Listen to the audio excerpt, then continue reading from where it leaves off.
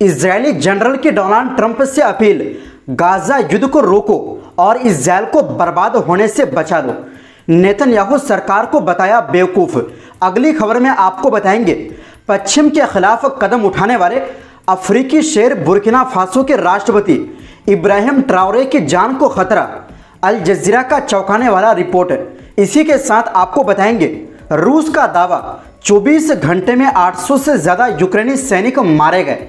Hypersonic मिसाइलों से यूक्रेनी एयरपोर्ट को उड़ाया। और इसी के साथ आपको बताएंगे 25% टैरिफ के बाद ट्रंप ने भारत को और टैरिफ लगाने की दी धमकी। दोस्तों खबरें काफ़ी इंपॉर्टेंट है, उससे पहले जो भी साथी चैनल में पहली बार आए हैं तो सब्सक्राइब ज़रूर कर लीजिए। तो बिना समय गंवाए बात करते हैं खबरों की। दोस्तों इजरायल के रिटायर्ड जनरल इसाक बरीक ने अमेरिका के राष्ट्रपति डोनाल्ड ट्रंप से एक बेहद भावुक और गंभीर अपील की है। उन्होंने कहा है कि अगर गाजा पर जारी जंग नहीं रोकी गई तो इजरायल पूरी तरह से बिखरने और ख़त्म होने के कगार पर पहुंच जाएगा। जनरल बरीक, जो इजरायली सेना के साउथ कमांड और 36वीं डिवीज़न के कमांडर रह चुके हैं, उन्होंने हारेत्ज़ अखबार में एक लेख लिखा है जिसमें उन्होंने मौजूदा इजरायली सरकार को बेवकूफ़ और नाकाम बताया है। उन्होंने कहा कि नेतन्याहू की सरकार अब देश के लिए नहीं बल्कि अपनी सत्ता बचाने के लिए लड़ रही है। ब्रीक ने लिखा कि सरकार हर दिन जनता को दो झूठे विकल्प दिखा रही है। पहला, इजरायल गाजा पर पूरी तरह से कब्जा कर ले और वहां सैन्य शासन चला दे। दूसरा, हमास बिना किसी समझौते के बंधकों को छोड़ दे। उन्होंने कहा कि ये दोनों हकीकत से बहुत दूर है और केवल लोगों को बहलाने के लिए गढ़े गए हैं। ब्रीक ने कहा कि कई महीनों से लगातार युद्ध लड़ने की वजह से इजरायली सेना शारीरिक और मानसिक रूप से टूट चुकी है। सैनिकों की संख्या भी बहुत कम है।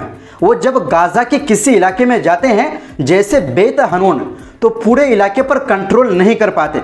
वो बस कुछ जगहों पर टिके रहते हैं और हर वक्त बम और स्नाइपर्स के हमले का सामना कर रहे हैं। ऐसी हालत में वहां लंबे समय तक कोई सैन्य शासन चलाना नामुमकिन है। ब्रीक ने गाजा की जमीन को इजरायल में मिलाने के आइडिया को राजनीतिक आत्महत्या बताया। उन्होंने कहा कि इससे इजरायल की दुनिया में और बदनामी होगी। सितंबर में संयुक्त राष्ट्र में कई देश फिलिस्तीन को एक आज़ाद मुल्क मानने का प्रस्ताव ला सकते हैं। ये इजरायल को सजा देने जैसा होगा। इजरायल को अर्थव्यवस्था, संस्कृति और कूटनीति के स्तर पर भारी नुकसान झेलना पड़ेगा। उन्होंने चेतावनी दी कि अब तो हालत ये हो गई है कि दुनिया में हर जगह इजरायल और इजरायली नागरिकों से नफरत बढ़ती जा रही है। इजरायल आज एक अकेला और नाकाम देश बनता जा रहा है। दूसरे विकल्प को लेकर ब्रीक ने साफ कहा कि हमास तब तक बंधकों को नहीं छोड़ेगा जब तक युद्ध बंद नहीं होता। बंधक ही उसकी सबसे बड़ी ताकत है और वो उसे बिना किसी राजनीतिक सौदे के नहीं छोड़ेगा। ब्रीक ने अपनी बात खत्म करते हुए लिखा, नेतन्याहू और उसकी सरकार ने इजरायल को उस रास्ते पर पहुंचा दिया है जहां से अब वापस लौटना मुश्किल होता जा रहा है। ये सरकार चरमपंथियों से भरी है और इसे अब पूरी तरह बदलने की ज़रूरत है। उन्होंने डोनाल्ड ट्रंप से आखिरी अपील करते हुए कहा, आप ही कुछ कर सकते हैं, वक्त बहुत कम है। इजरायल को बचाने के लिए अब कार्रवाई करनी होगी, नहीं तो देर हो जाएगी।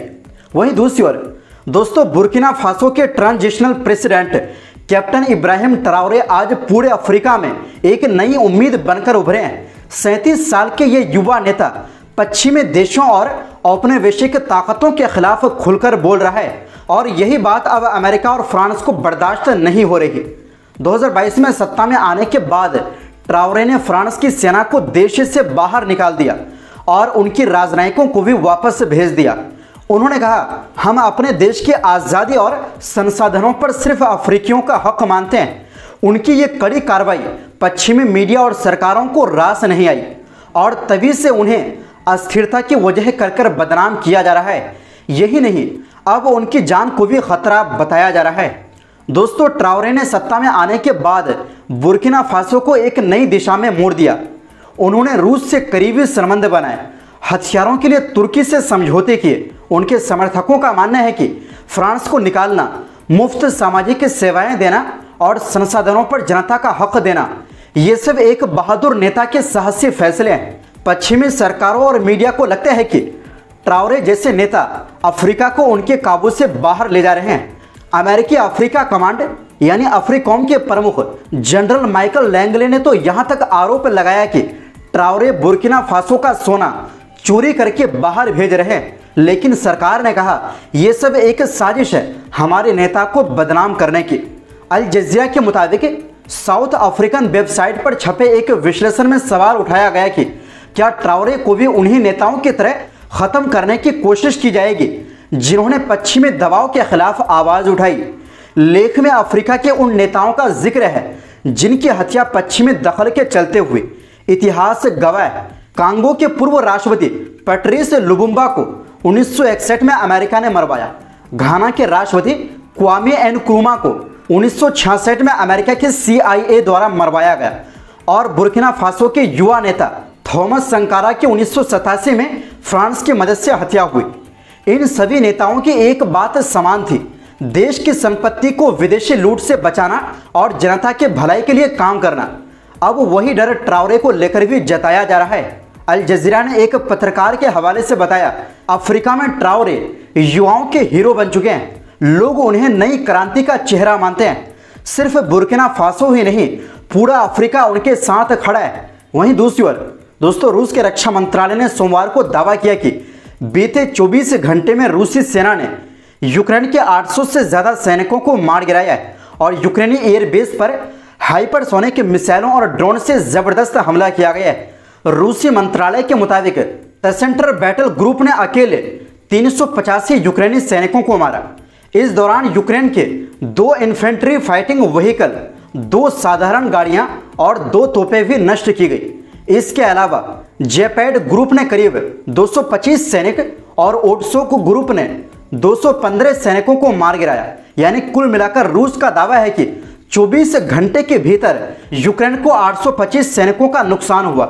रूस ने कहा कि उन्होंने यूक्रेन के सैन्य एयरबेस को निशाना बनाकर किंजल हाइपरसोनिक मिसाइलों और लॉन्ग रेंज अटैक ड्रोन से बड़ा हमला किया। रक्षा मंत्रालय के अनुसार हमले का मकसद पूरा हुआ है और सभी टारगेट को सफलतापूर्वक नष्ट कर दिया गया है। दोस्तों, किंजल रूस की बेहद advance hypersonic arrow ballistic missile है जो 10 गुना तक आवाज की गति से उड़ सकती है।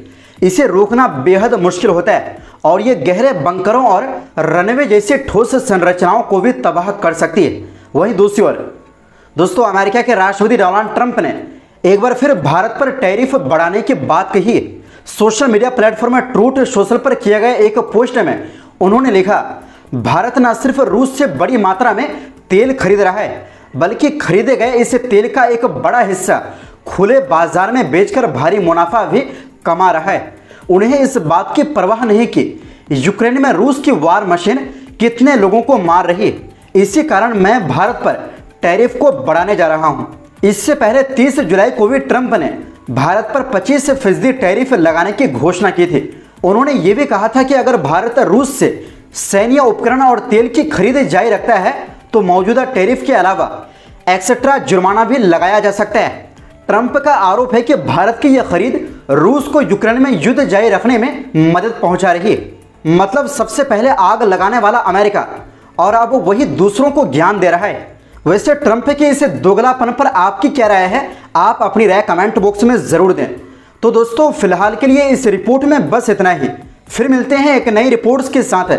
ऐसी ही मध्य पूर्व और दुनिया भर की खबरें देखने के लिए चैनल को सब्सक्राइब जरूर करें। बहुत बहुत शुक्रिया। खुदा हाफिज।